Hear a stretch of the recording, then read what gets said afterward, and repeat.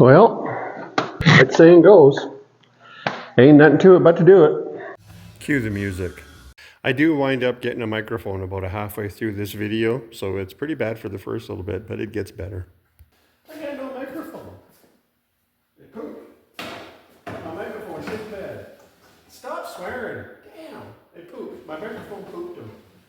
Holy jumpins. So, I have already taken, I'm going to take this door apart. Stupid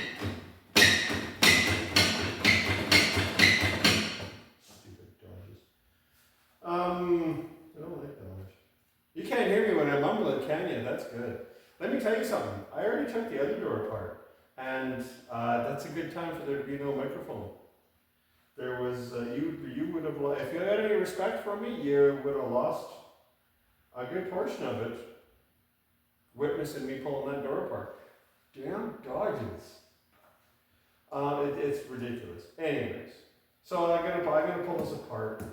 I don't really know that the guy that owns this vehicle, this car, really wants me to spend a bunch of time R&I and stuff, because it's kind of not that kind of a car. It's not going to be a $27,582 A-body when it's done. But there's already white overspray all over the rubbers and stuff because the other guys didn't take it apart. And when they painted inside here, but not down here, they didn't sand none of it. So, I mean, what do I do? How do I strip that? I'm going to strip it with a sandblaster. That's how can you hear me? I'm going to strip it with a sandblaster. That's how I'm going to strip it. And I don't want to fill everything full of sand. So I thought this might be easier than it is on account of when I looked at it, I saw that these doors do not have that absolutely ridiculous plastic thingamawhatsis that folds over top of the front edge of the door glass, and then there's no felt, it just slides into the vent window channel up and down here, and you cannot separate the two out of the vehicle. And it has been my experience that you have to remove the door glass, assemble it to the vent window from the door, and to reassemble a hardtop A-body door, you have to assemble the door glass to the vent window and feed it all down into the door as one unit. Oh, stupid dodges. So I noticed that this does not have that. So I figured, well, that'll make it easier because obviously with the window frame, you're going to have to get the vent window out first, and then the door glass will come out, and it'll be like every other car on the face of the planet that kind of makes a little bit of sense, except Cougars. Cougars, and I don't mean old broads with big boobs. Cougars are even worse because a cougar named Sharon, those son of a bastagen things, the door glass on those things is attached with whatever you call it, the welding, is that what you call it? It's not welding. Whatever it is, it's attached to the window sash that is part of the window regulator in the door. They're assembled thusly, I believe, because you cannot get the window out with it's permanently affixed to the regulator. You can't get it out of there. It's the lower window sash is part of the window regulator, so you got to get the window out of the sash, and you can't do that.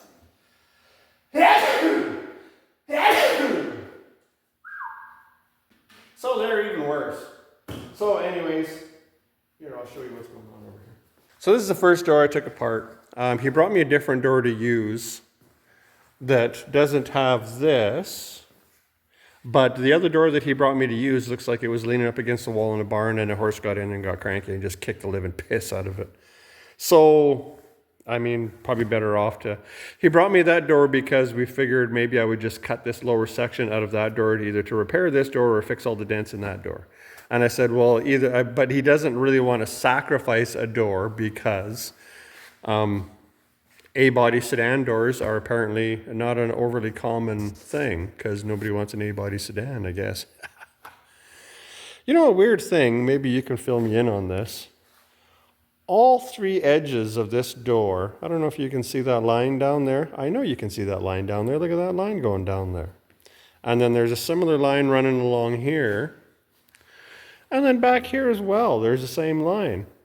Somebody has taken and they've folded under. All 3 door edges are curved in. Which, I mean, it ain't that big of a deal because these doors are so dead stinking straight that you just put a 7.5 foot long straight edge on there and just bring that edge up until it hits a straight edge and you know you're back where you need to be. But all 3 though, hey, like all 3 edges are folded over. I wonder why. It's weird. But so anyways, before I fix that, I'm gonna rough out some dents on this and I'm gonna peel the paint off of it. I don't believe that there's gonna be much for body work under what the hell is that from? Something tells me this trim wasn't in very nice shape that was on this door, and that's probably why it's not there. But anyways, yeah, I'm going to do that before I fix this, but first I'm going to do that. So I don't know if that's how you would do it. Wouldn't be very hard to be smarter than me, but first thing I did on that door, after I did some exploring, was pull the window regulator out first. So I'm going to say if you're doing this, pull the window regulator out first. Came out of that door easier. Because then it allows you to, you know, you got to pull the window regulator out first as far as I'm concerned. But Mr. Vent Window here kind of argues with that procedure. Yeah.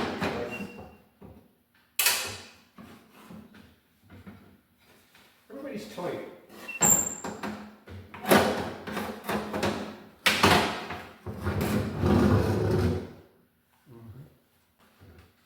Once you do that, then you can get your glass to go down further.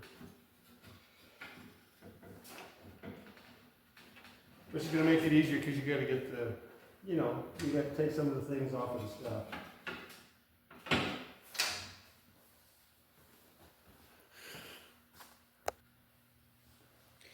So everybody's got their own way of doing stuff, and nobody likes the other guy's way of doing stuff. So I'll show you how I do this, and you can disagree with this too if you like. These whatever you want to call these things, window wipes, they're a big pain right square up the arse. So I go in here with a flat screwdriver and I find out where the clips are that go into the little windows, the little, whatever you want to call them, the little slots in the door. And I get in behind the clip where it's going into it, thusly, if I get my hand out of the way, and I just give her a little, and it gives it a little bend upwards. So when I want to, where is it? There it is. So just a little bit, it gives it just a little bit of a bend upwards. And then, because these things are a bugger to get out, even this way sometimes, you know, if it still catches. But in doing that, see there, it just kind of wiggles right out of it. And then what you got to remember to do after you do that, is, I don't know, you probably can't see it. But, so there's one of the slots here, there's another one there. So what I've done,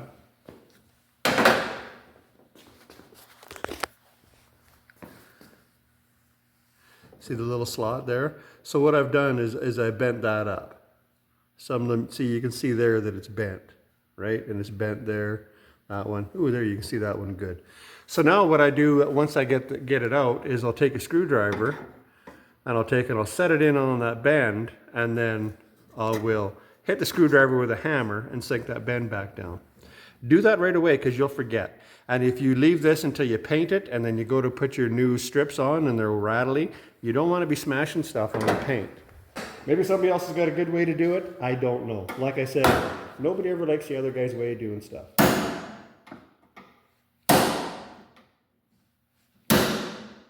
I think it was probably somebody that was way older than me that I worked with that told me this.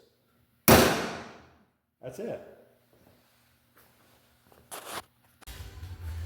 Somebody made a comment in the Chevelle video that I did about the door, and the way the door was stripped, and the way they the way they caused a lot of damage stripping the door. And they said, what's like, how should you strip a door then?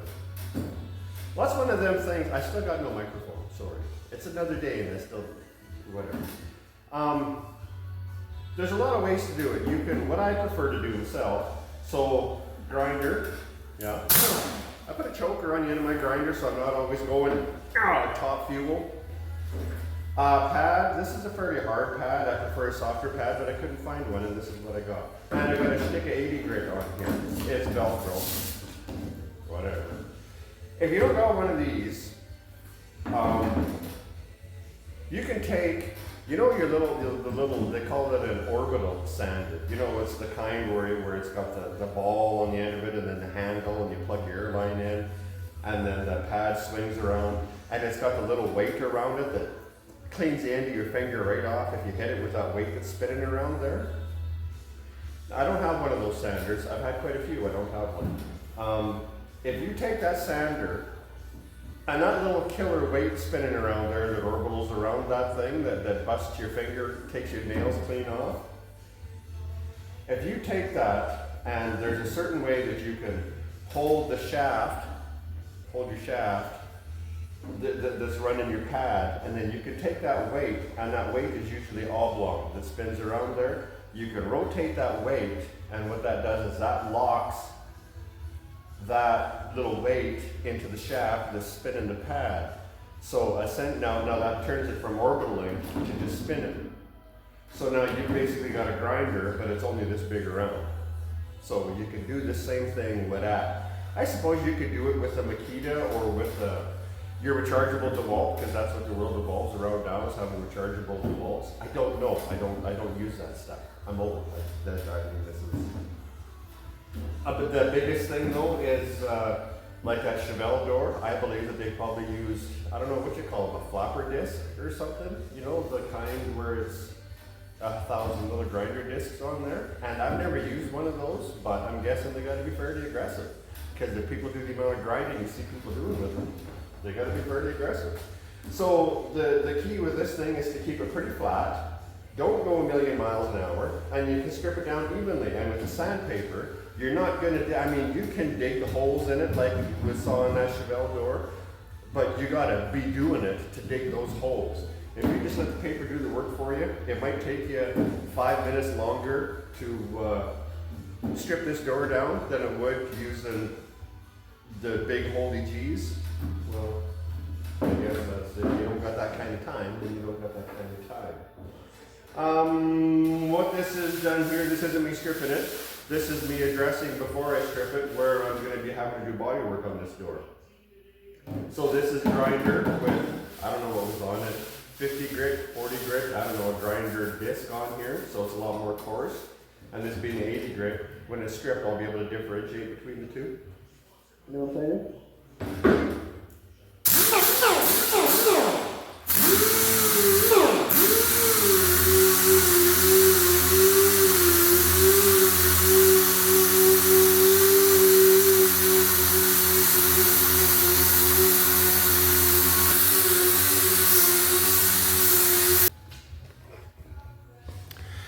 If you hold this turkey flat enough while you're doing it, it's going to float over top of little door dings and stuff, and that'll show you where your little dents and your little damages are, like little stuff like that.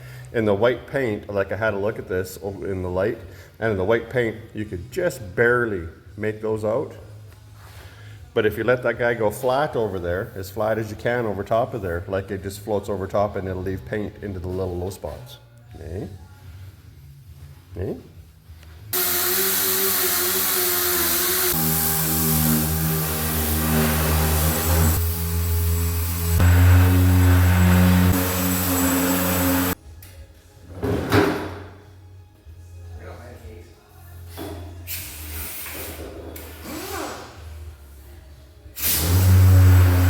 Now where I come from, that's a nice starting point now. That was 80 grit I went over it with on the, where'd it go? On the DA sander, wherever it is over there in that pile of junk. And yeah, that's the surface you wind up with. It's like I say, I think that's a nice starting point. It's smooth, and I mean, you can kind of, like you can't even feel that stuff. Like that little bit of primer filled in. But now, whatever you got to do, you got a nice smooth surface to do it with. Hey, you know what I'm saying to you? If you watch the video and you've seen the Chevelle door, you see the difference? Can you smell what I'm stepping in here? So now I didn't bother stripping down here because we got a lot of suspect action down here. And it even unveiled some little, must have been a lot, like that's coming from the inside out. So this door's had a whole lot of shit in the bottom of it. Because yeah, so's that. This is all coming from the inside out. So yeah, there's going to be some action here. Where else was it? Well, I'm going to sandblast this, and this is going to get worse. Because there's some action there and back there. And then some dents, etc., etc., etc. But yeah, like I say, that's a good starting point. That's where I'm starting with this door.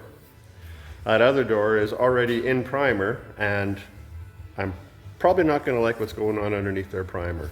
But what are you going to do?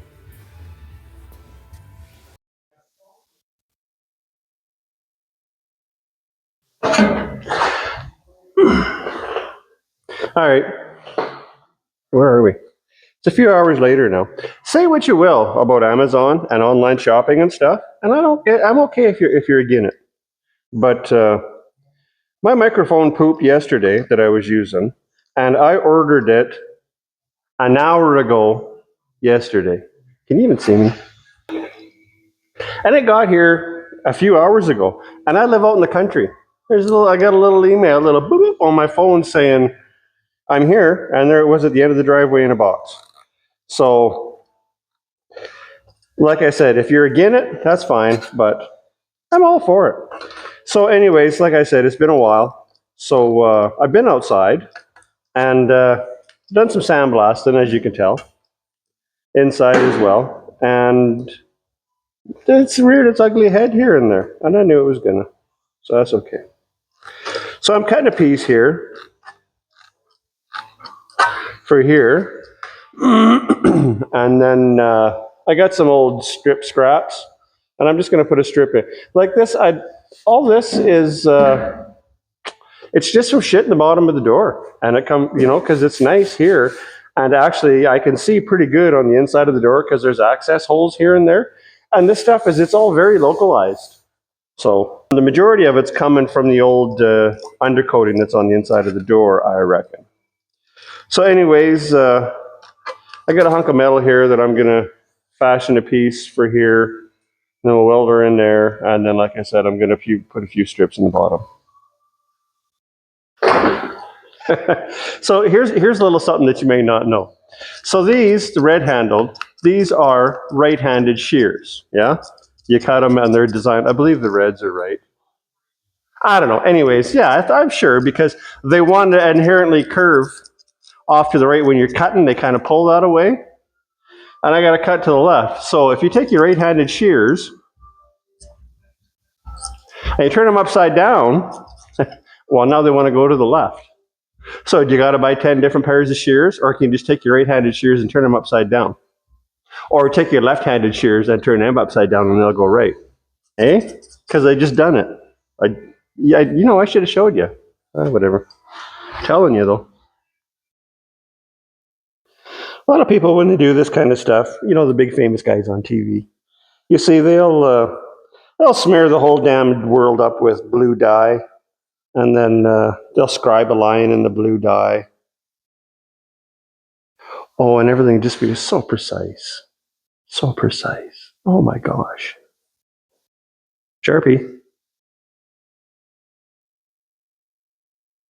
Hey, Sharpie. Whoop-de-doo, whoop-de-doo. You guys down there that work where it's hot all the time, like it's warming up here. I don't know what it is. It's pretty warm now. Warm enough, that's for damn sure. How do you work through glasses that fog up? I am always fogging up my glasses. Hey, what do? You got air conditioning safety glasses?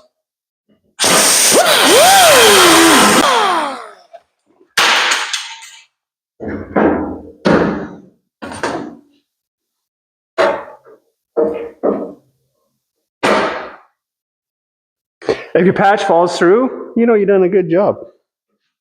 It just will fall through. So what do I do now? Ooh, I know.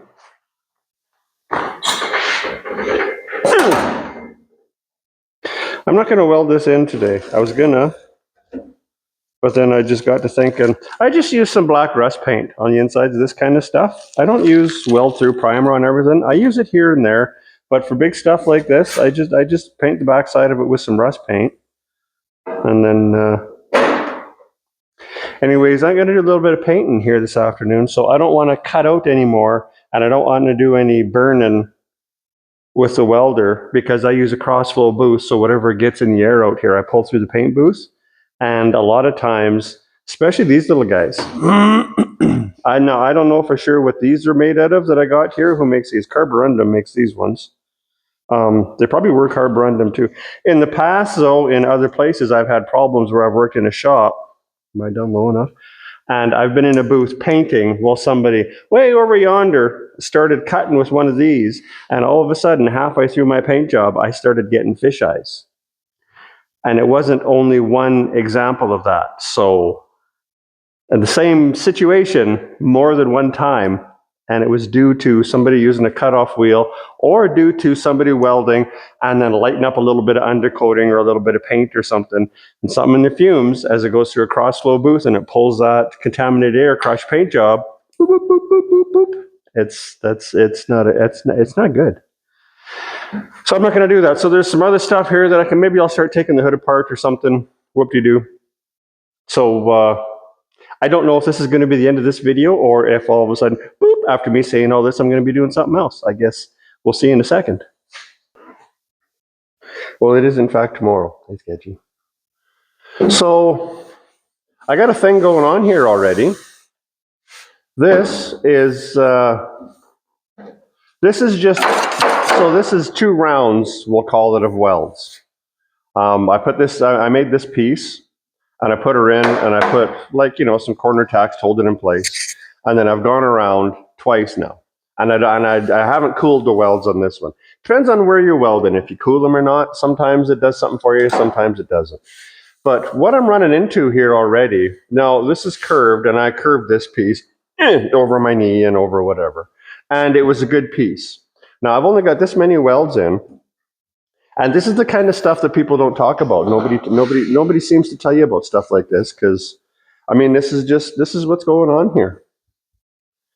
So I don't know if you'll be able to pick up on this, but already, I'm screwed already. That's that many welds on it, and shit, there's over 1/4 of an inch in there that panel's dropped. I still got a curve in it, but it's hooked down. Can you see that?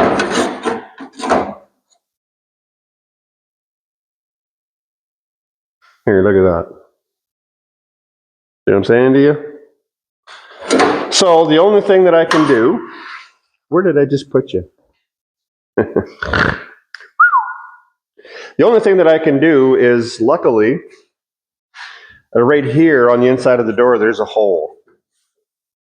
I mean, I don't know. In my mind, to me, the only thing I can do is I can get in through that hole and try to bring that back up again. And the only, I don't think I'm not going to do it by prying on it because I think the inner skin's going to flex. And then my holes here, my things here. So how do you pry on that? So I have, and what I've had forever, I don't know what this was, but this is a hunk of iron rod, and it's got some weight to it. So for stuff like this, I'll use this as, and I'll give her the biz. Is that enough of that? Probably. But I use it a lot. I've already used it, like for things around door handles, door locks and stuff. You can get in from an angle. You can see by the mushroom on there that I've also given her the business on both ends. But this is what I'm gonna, I don't know what else to do. I'm gonna have to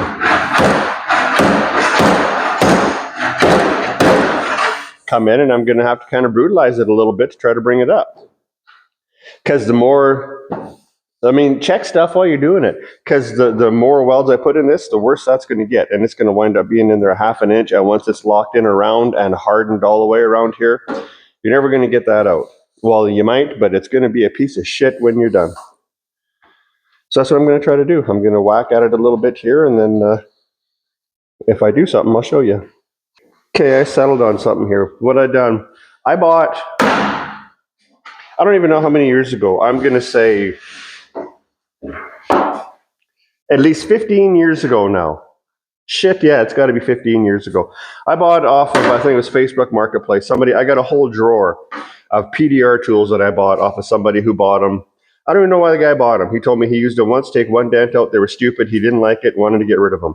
I didn't pay much money for them. Like I said, I got a whole drawer of them. I'm sure that they're shit, but I don't do PDR work, so it don't matter. However, there's a drainage hole right, and this fits in there, so I can, I don't know, just a minute.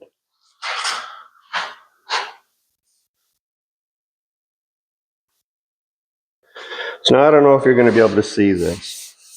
Like I can feel where the worst part of my problem is, and it's right here. Like I can feel the bath in it. So this guy, there's a drainage hole here. So if I go in here, that's going to put the end of my tool there. And what you do with these things is you get them in somewhere and you try to twist it. So I know that I'm there, and in the right light, I got a reflection here, so I can see where I'm pushing up. Can you see where I'm pushing up? Now a PDR guy, this would be a nightmare to a PDR guy, because I am putting pimples in it. But what are you going to do? And so I'll just keep on working it. And now I would say that I'm going to need to do this probably a couple of times more while I'm, where am I? While I am welding this. I'm going to have to maintain this because I don't myself, maybe there's somebody watching this because, I mean, there's a couple people watching my stuff, 222 of yous. And I never said that I was a smart guy because I don't think I'm a smart guy. But, I mean, if somebody else could tell me how to avoid this, because I've run into this before where you got something and see, I cut that in half already. I would call this no fault of my own, is what my babbling on is getting at here. I don't believe that I don't know what I could do any differently here. I didn't cool these welds. I just nailed it and left it, hit it and quit it. And just with that amount of welds, and like I said, this was 2 courses around. So, and then I come back and in between. And I mean, that's not very many welds on there. And the whole time I was doing it, I mean, I could touch it. And it still pulled it in to where it is here. So somebody else out there who's smarter than me, which is just what everybody is, and I'm okay with that. If you can tell me what I done or what I could do differently, I mean, aside from distorting my patch the other way when I'm making my panel to install and then have it shrink down and fit, because I don't think, well, I know I ain't smart enough to figure that out. But like I said, this is not ideal, but I don't know what else. Aside from cutting the patch out and rebending it, putting it back in, and having this happen again. I don't know how many times you could do that, but you go crazy.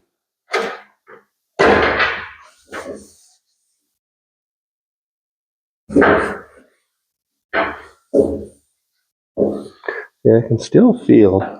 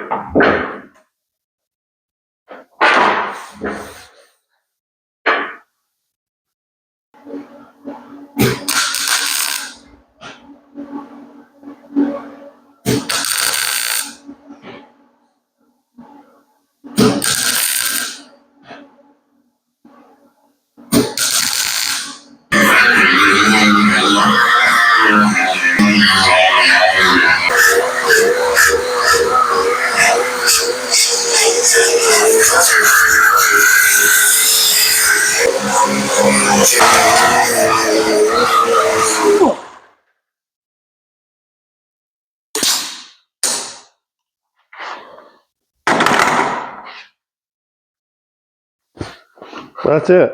There it is.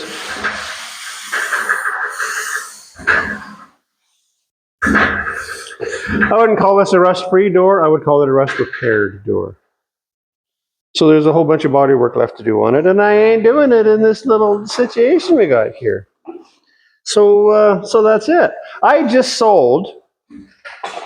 You know it's ridiculous. Hey, fatty cakes. I just sold that little gray short box because you can't have everything. You probably never saw it. I did a little video where I went for a rip into town, and it had a snorty little LS motor in it. Anyway, so I just sold it because you can't have everything, and I got an old Plymouth now, and I never drive the little truck anyways.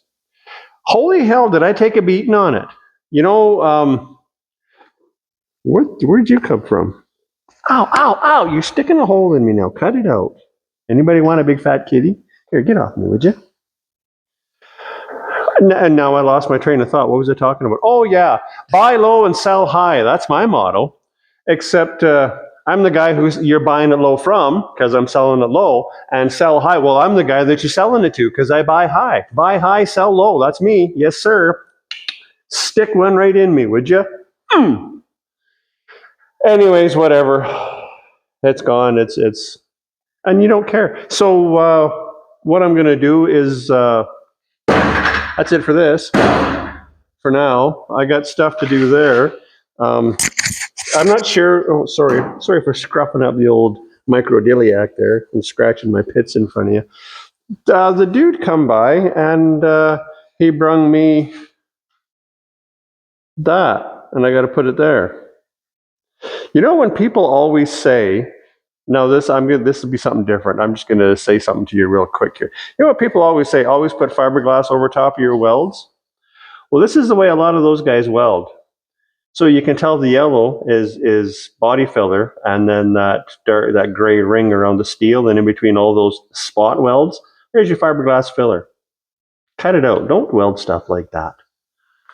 So yeah, I got one of them because he doesn't want to. He ain't putting a fuel cell. The reason that's done is because the other way, you old fatty cakes. Oh, can you see that down there? The guy that he bought this car from, he was making a drag car out of this. So it's got a big rear end stuff in it. You can tell by how studly those, the studs are.